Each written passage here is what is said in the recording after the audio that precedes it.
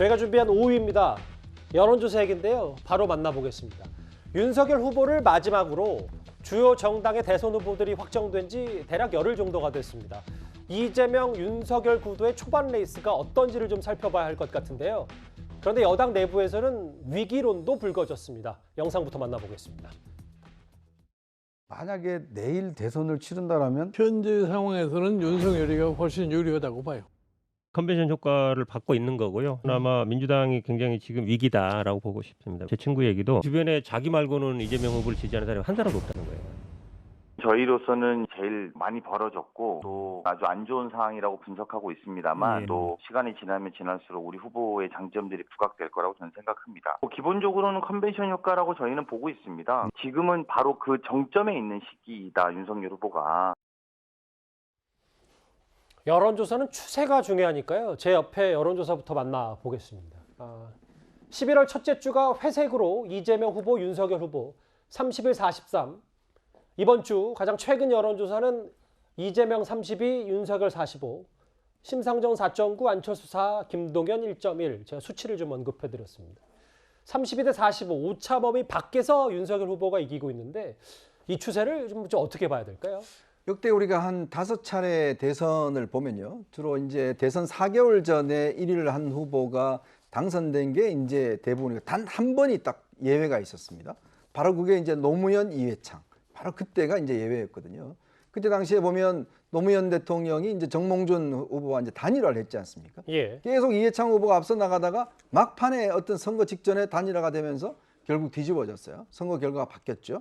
그러니까 지금 이제 이 추세로 본다면 여당 측에서는 굉장히 이제 긴장을 하는 추세일 겁니다. 왜냐하면 일단 이제 앞으로 예를 들어서 어떤 변수가 있어야 되지 않습니까? 선거라는 게 지지율이 가다가 뭔가 변수가 있어 상대방이 물론 실수해주는 것도 있겠지만 우리 측에서 뭔가 만들어낼 수 있는 변수. 이제 그게 있어야 되는데 예전 같으면 그게 후보단이라는 변수가 있었거든요.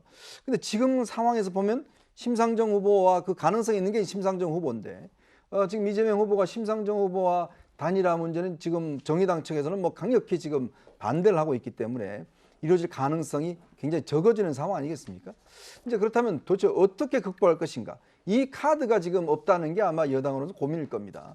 특히 지금 뭐 여당 측에서는 이제 남태령을 못 넘고 있다라는 이야기를 많이 합니다. 그거는 무슨 이야기냐 하면 이 지지율이 서울 쪽 지지율이 굉장히 안 좋다는 이야기거든요. 수원에서 강남 가는 그 남태령 그렇죠. 고개 바로 남태령을 넘어오면 서울인데 예. 그거는 이제 못 넘어오고 있다는 이야기죠. 경기도는 뭐 이재명 지사가 지사를 했기 때문에 나름대로 지지율이 괜찮은데 문제는 서울만 딱 넘어오면 이게 지지율이 안 좋고 더군다나 또 2030의 층에서 또 지지율이 좋지 않고 이제 이거에 이제 사실은 이제 고민스러운 대목이죠. 특히 그러려면은 현 정권에서 가지고 있는 부동산 문제라든지 어떤 불만에 대해서 이재명 후보가 뭔가 다른 즉 정권 교체처럼 보이는 뭔가 이벤트가 있어야 되는데 문제는 지금 친문에서 굉장히 반발하고 있지 않습니까? 얼마 전에 제가 보니까 윤건영 의원이 모 일간지하고 한면 인터뷰를 했더라고요. 그러면서 굉장히 불쾌해했습니다. 예. 이제 그런 걸 보면 아마 문재인 대통령 측에서 차별화를 원치 않는 상황이기 때문에 아마 이재명 후보의 고민은 깊어지는 것 같습니다. 또 다른 여론조사도 한번 볼게요. 뉴델리와 시사경남이 의뢰한 가장 최근 여론조사 32대 48, 231.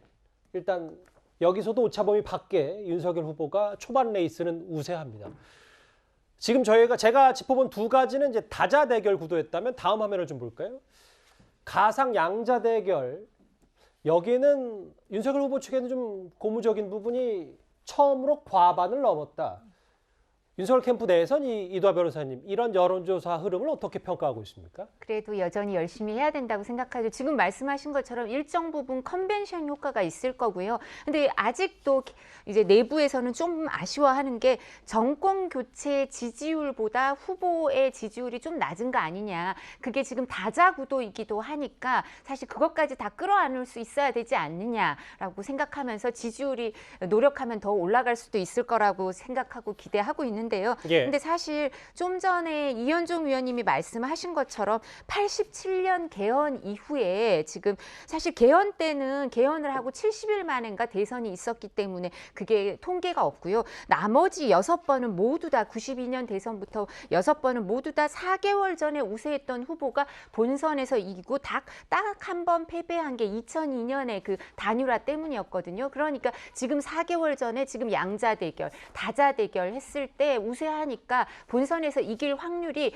그게 83%로 나오더라고요, 확률이. 그래서 그렇게 얘기를 하고 있지만 지금까지 말씀드린 것처럼 정권 교체 지지율 전부를 다 끌어안은 것도 아니고 그다음에 항상 정권 교체라는 건 어렵거든요. 여당이 많은 패를 갖고 있기 때문에 아직도 이 부분에 만족할 건 아니고 더욱더 노력해야 된다고 생각하고 있습니다. 예. 그렇지만 고무되고 있는 건 사실입니다. 예.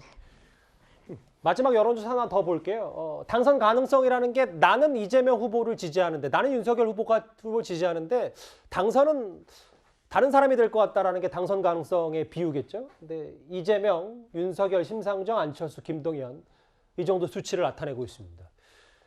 오늘 이재명 후보의 행보도 잠시 살펴볼까요? 이번 선거의 핵심 변수로 떠오른 2030의 표심을 집중적으로 공략하고 있습니다. 오늘 모습 만나보겠습니다. 박근혜 정권에서 게임은 마약과 같은 것이다. 사회 4대약으로 규정을 하면서 규제 일변도로 전환되는 바람에 결국은 중국에 우리가 추월을 당하는 아픈 기억을 가지고 있습니다. 저는 갤러그를 제가 원하는 시간만큼 원하는 점수까지 낼 수 있었습니다. 보통 100만 점 하는데 1시간 걸리는데 갤러그 게임 오랜만에 듣습니다. 네. 오늘 이재명 후보가 청년 공약에 대해서 여러 공을 좀 많이 들이고 있는데 이수근 변호사님, 아까 현근택 변호사, 선근택 대변인의 얘기는 본인 친구 한 명 빼고는 다 이재명 후보 지지하는 사람이 없다더라. 아주 안 좋은 상황이라고 분석한다.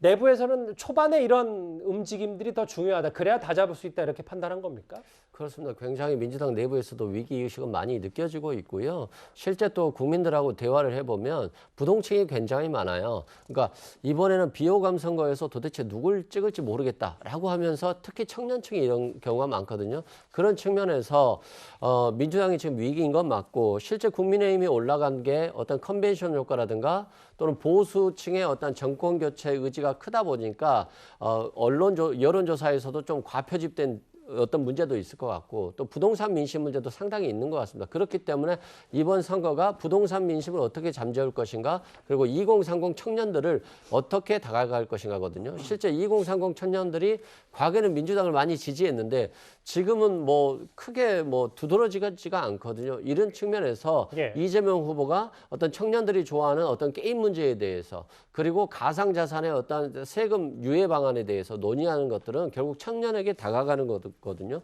또한 이재명 후보가 오늘 좀 아쉽다. 당이 좀 민첩성이 떨어지는 것 같다 이런 얘기를 했거든요. 그건 뭐냐면 메머드급 선대위지만 왠지 뭔가 직급에 따라서 의원 선수에 따라서 뭔가 주어지는 역할들 그리고 그때 상황의 대처가 좀 떨어지는 역할들 그런 측면에서 좀 하소연을 한 것 같고 이제는 뭐 야권도 잘 정비가 되고 있는 추세이기 때문에 여당도 어떤 조직을 잘 갖추었지만 그 조직을 얼마나 민첩하고 기민하게 잘 움직여서 국민들의 민심을 파고들 것인가에 대해서 조금 고민해보고 실행해야 될 필요성이 있다 이렇게 생각됩니다.